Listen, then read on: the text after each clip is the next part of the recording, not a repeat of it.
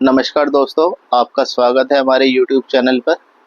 आज हम माँ दुर्गा के अवतार की एक कहानी पढ़ेंगे जिसमें उन्होंने महिषासुर का अंत किस प्रकार किया था और कैसे उन्होंने देवताओं की मदद करी थी।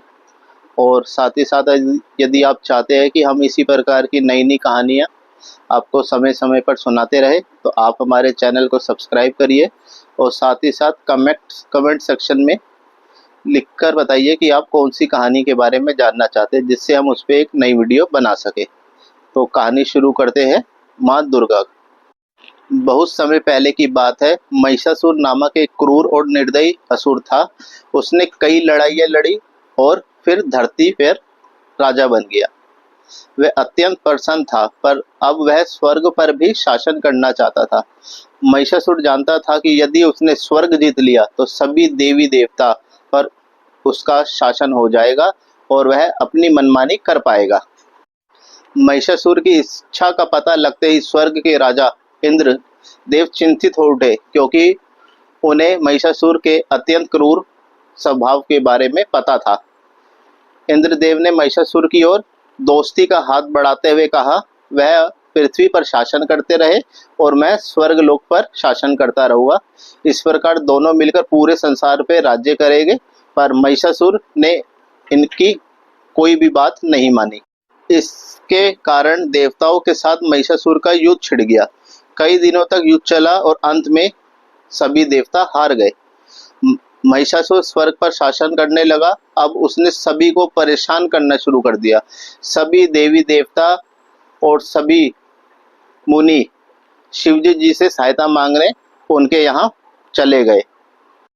भगवान शिव की कृपा से 10 हाथों वाली दिव्य तेज से भरपूर एक देवी प्रकट हुई। वह माँ देवी दुर्गा थी। देवी माँ दुर्गा ने सबकी रक्षा करने का एक वचन दिया और अस्त्र शस्त्र से सज्जित होकर देवी दुर्गा महिषासुर के पास गई और उसे युद्ध में व्यस्त कर दिया। सभी को हराकर वह देवी दुर्गा से लड़ने आया। महिषासुर ने अपना रूप बदला और एक भैंसे के रूप में परिवर्तित हो गया। देवी माँ ने जैसे ही उसका सर काटा, महिषासुर ने अपना रूप बदला और एक भैंसे का रूप धारण कर लिया और उसके बाद देवी दुर्गा ने उसका सर काट दिया। महिषासुर को वरदान था, यदि उसका एक बूंद रक्त भी जमीन पर गिर जाएगा तो वह जीवित हो उठेगा। और तुरंत जैसे ही एक बूंद उसके शरीर की जमीन पर पड़ी, वह तुरंत जीवित हो उठा। पहले उसने शेर का रूप धरा, फिर हाथी का, और इसी प्रकार उसने अन्य रूप बदलता रहा। बार बार उसका रक्त धरती पर गिरता और वह दोबारा जीवित हो उठता। अंत में उसने फिर एक बार दोबारा भैंसे का रूप धर लिया।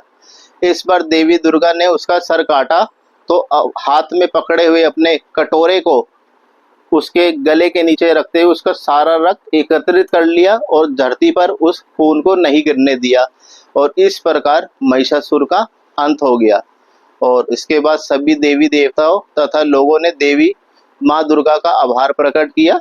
और यही हमारी जो स्टोरी है वो समाप्त होती है कि किस प्रकार माँ देवी दुर्गा ने महिषासुर का अंत किया। यदि आपको ये कहानी पसंद आई है तो इसे लाइक करिएगा, कमेंट लिखिएगा, और आप कौन सी नई कहानी अगली बार सुनना चाहते हैं हमें ज़रूर बताइएगा, जिससे हम वो कहानी आपको सुनाएं।